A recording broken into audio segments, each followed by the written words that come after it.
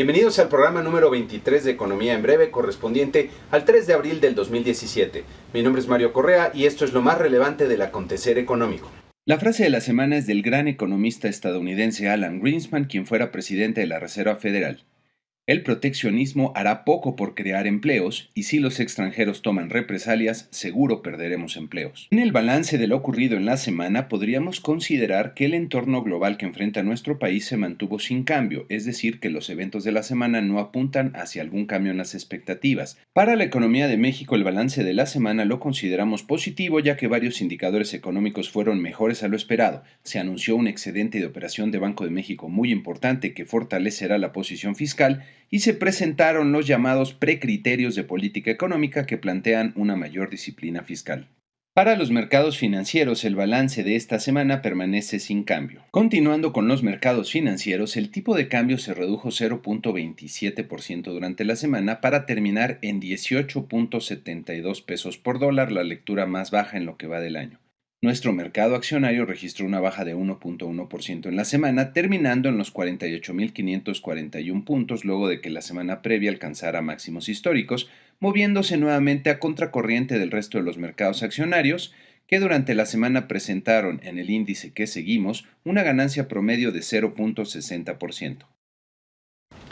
En el entorno global, el Reino Unido dio el aviso formal a la Unión Europea de su salida, comenzando con ello el proceso del Brexit. Por cierto, con el pie izquierdo.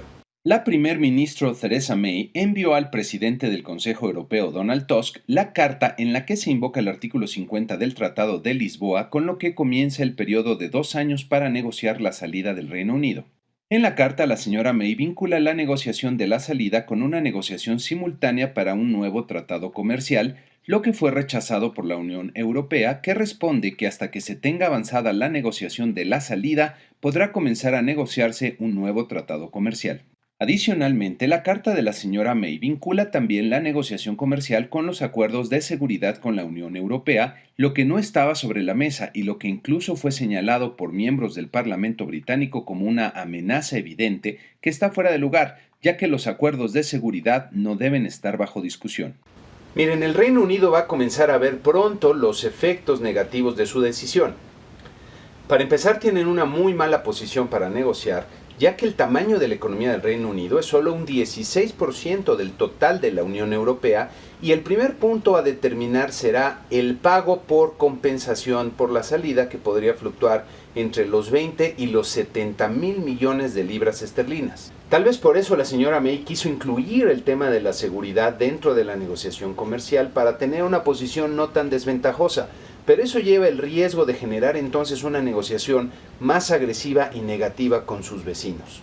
Pasando a Estados Unidos, el presidente Trump sigue dando de qué hablar y está recurriendo a la poco recomendable estrategia de echar culpas a todos los demás. En esta ocasión, culpó incluso a una fracción de los republicanos en el Congreso, la llamada Camarilla de la Libertad o Freedom Caucus, de afectar la agenda republicana y que hay que combatirlos igual que a los demócratas. Aunado a ello, su popularidad se ha reducido considerablemente de acuerdo a uno de los medios nacionales más importantes y todavía no cumple 100 días al frente del gobierno. En esta ocasión no hubo indicadores económicos que valga la pena comentar. Pasando a México, el indicador global de la actividad económica, IGAE, creció 3% real anual en enero como resultado de una fuerte expansión de 12.8% real anual en el sector agropecuario, una contracción de 0.1% en la industria y un fuerte crecimiento de 4.1% real anual en los servicios. La tasa de desempleo se redujo a 3.37% en el mes de febrero, como puede verse en la línea azul de esta gráfica, que es el nivel más bajo en más de 10 años. Esto sugiere que el mercado laboral se encuentra en buena forma. La balanza comercial presentó un superávit de $684 millones en febrero como resultado de un crecimiento de las exportaciones totales de 7.9% anual y de un crecimiento de 2.8% anual en las importaciones. La mayor parte del crecimiento de las exportaciones se explica por el fuerte repunte de 74.6% en las exportaciones de petróleo crudo como consecuencia de la recuperación en los precios internacionales del petróleo. Pero también las exportaciones manufactureras crecieron de forma significativa un 5.5% anual, seguramente reaccionando al mayor nivel del tipo de cambio que hace nuestras exportaciones más baratas y atractivas. Las importaciones se redujeron en todos sus componentes una vez extraído el componente petrolero, reaccionando también al mayor nivel del tipo de cambio. En su decisión de política monetaria, Banco de México incrementó su tasa de interés de referencia en 25 puntos base, 0.25%, de acuerdo a lo que esperaba la mayoría de los analistas del mercado, con lo que la tasa llega a un nivel de 6.50%. Banxico actúa entonces de forma similar a la Reserva Federal. En su comunicado advierten que el principal reto que enfrentan es el de evitar efectos de segundo orden para mantener ancladas las expectativas de inflación. Miren, los llamados efectos de segundo orden son incrementos en los precios que son más generalizados y que van más allá de los incrementos en los precios de los insumos que se utilizan en su producción. Si, por ejemplo, las gasolinas representan un 20% del costo total del servicio de transporte, entonces un incremento de 10% en los precios de las gasolinas podría generar un incremento de 2% en el precio del transporte. Esto es el impacto directo. Si el precio del transporte creciera más de ese 2%, o si otros productos y servicios que no utilizan la gasolina como insumo comienzan a aumentar por arriba de su ritmo normal, como por ejemplo la renta de casas, entonces se tendrían efectos de segundo orden. Regresando a la política monetaria, se espera que Banco de México continúe aumentando su tasa de interés de referencia en lo que resta del año, por lo menos cuando la Reserva Federal también lo haga, es decir, otros 75 puntos base, con lo que la tasa de referencia podría terminar el año en 7.25%. También en la semana, Banco de México entregó su remanente de operación al gobierno federal de acuerdo a lo que establece la ley por un monto de poco más de 321 mil millones de pesos, que representa cerca del 1.5% del total de la producción en el país. Este remanente se genera porque las reservas del Banco de México, que están en moneda extranjera, principalmente en dólares, se revalúan cuando el tipo de cambio se deprecia, como ocurrió el año pasado. En esta ocasión el excedente es muy considerable y servirá para que Hacienda reduzca sus necesidades de financiamiento en al menos un 70% como marca la ley, lo que representa una muy buena noticia para la economía. La actividad financiera, por su parte, presentó mejoría en el mes de febrero. La captación de la banca comercial creció 8.7% real anual, marginalmente por arriba del crecimiento de enero, mientras que el financiamiento directo al sector privado creció 7.1% real anual, también acelerando en el margen, como puede verse en esta gráfica en la línea azul.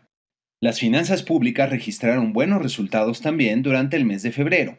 El balance público fue muy cercano al equilibrio, con un déficit de 2.000 millones de pesos.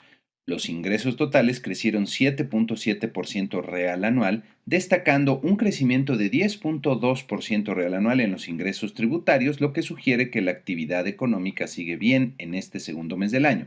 El gasto público total creció 3.1% real anual, aunque lamentablemente el gasto en la inversión física se contrajo 28.3% real anual.